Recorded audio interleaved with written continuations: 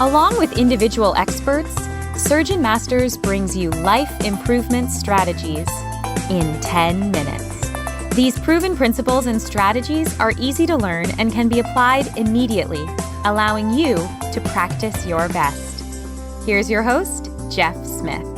On this episode of the Surgeon Masters mini podcast, I have with me Dr. Jim Naples, a Harvard ENT surgeon at Harvard Beth Israel Deaconess Medical Center. Welcome, Jim. Great to be here. Thanks so much for having me. Thanks for being our guest and being a compatriot in kind of the mission to help educate surgeons in some other topics, in particular, some of the areas of performance. And tell me a little bit about your interest in this area. Sure, yeah. So what I'm specifically interested in spending a lot of time working on these days is how performance psychology influences surgical performance and outcomes. I work a lot with medical students and residents who I've noticed struggle in ways that appear technical, but as I dive in to ask particular questions, a lot of their performance challenges I've noticed are very psychological and mental. Yeah, and I think some of it is we've learned a lot over the last couple of decades. We maybe dealt with it before, but it doesn't seem like we talked about it much. But it sounds like it's the little bit of the mind game, or nowadays people would say mindset. Absolutely. I can tell you part of the impetus for this work that I'm doing is about 10 years ago, as I was training, I went through a particularly rough period where I struggled to perform.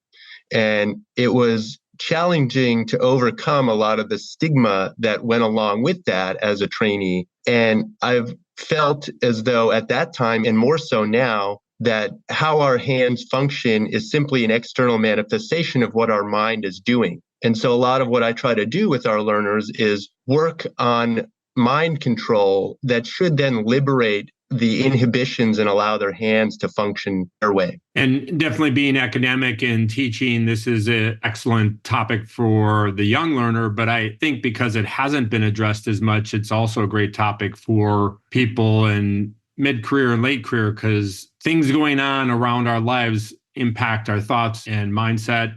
And so I think it applies to pretty much every surgeon. Sure. I notice it in various environments that I'm in as well. I collaborate and often co-surgeon with a number of different services. The busier the operating room, the more mentally focused I notice that I have to be. And the hardest part about surgery to me is remaining focused, blocking out unnecessary distractions in a way that allows you to accomplish what you need to. Why don't you share with our listeners some of the thoughts and ideas along these lines? Because that's a great introduction. So a number of things that I've started doing is about 10 months ago, I worked with a collaborator, Jim Dorley, who is a performance psychologist for the U.S. Olympic team and has an appointment at Harvard.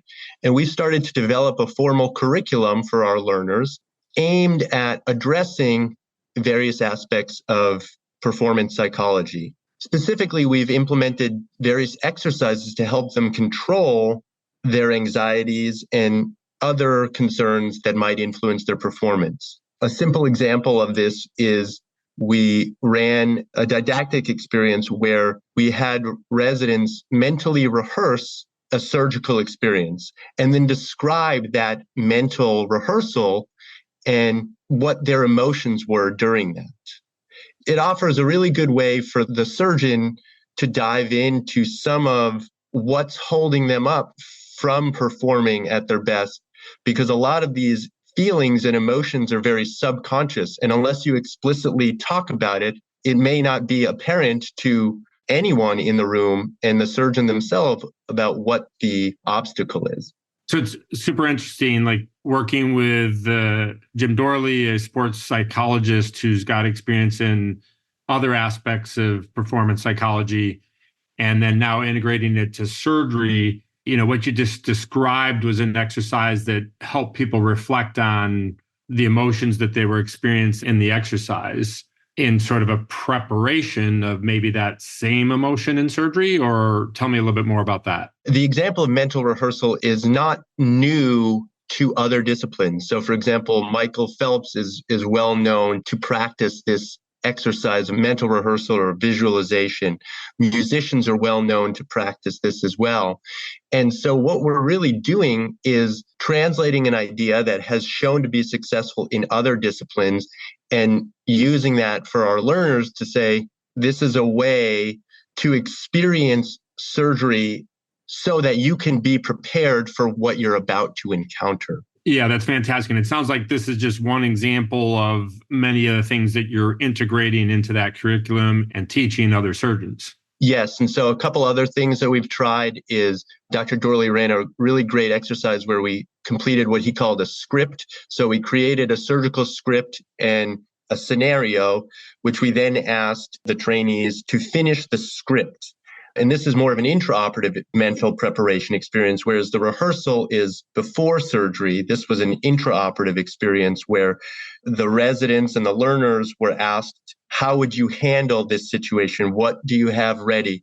Explain your thought process so that when you actually encounter that, it's a little bit more natural and easier for you to make decisions because you've already scripted that experience. Another great example. That's fantastic. Tell me a couple other examples, and maybe we'll finish off with some ideas of what our listeners can do next. Sure. A lot of the things that I've just discussed are things that we all do implicitly. One of the things that I try to work on with my team is being very explicit about thinking about what you're thinking about and how that influences the performance you have. The other thing that I really like to do to kind of reinforce these principles for our learners is I send them an email, which I call the surgical tip of the week. This idea actually came to me from the Harvard Business Review, which sends out a management tip of the day. I don't know that I'd come up with a tip for every day, but I came up with one every week. And it's a theme for them to think about that helps them to orient their week. And I find it's a good way to keep in touch, to say, as an educator, I'm thinking about what you're thinking about. I'm here to support you. Let's go through this case and talk about this. The other thing that I like to do is debrief in a very formal or informal way to say, not what went well or what didn't go well, but what were you feeling? Why were you struggling? And dive into the emotions and feelings about what caused the experience and the technical experience. Well, Jim, it sounds like you have a tremendous interest in this and are doing a lot of great things. Maybe you can summarize for our audience something to take home and besides what you've already shared. Sure. So my usual take-home message for people on this is the way that I've been phrasing it lately is surgery is 1% perspiration and 99% preparation. And so I literally rehearse and visualize every experience before I get there. By the time I sit down for surgery, it's already done because my mind has already played out all those scenarios. So mental rehearsal is a big one. Scripting all possible outcomes is another one. Having a theme that gets me through the week is a third one. And the one that I didn't talk about, but I think is also really important, is limit distractions. I operate music free, which I'm sure the OR staff does not appreciate, but it's just my way of finding readiness in the operating room and clearing my mind. Jim, thank you so much for sharing that with our audience. It's a pleasure to be here and really glad I had the opportunity to talk more about it. There you have it. In less than 10 minutes, this is Jeff Smith along with Dr. Jim Naples. Until the next episode of Life Improvement Strategies for the Surgeon Who Wants More. Ciao. Now, take 10 minutes and put your plan into action to practice your best.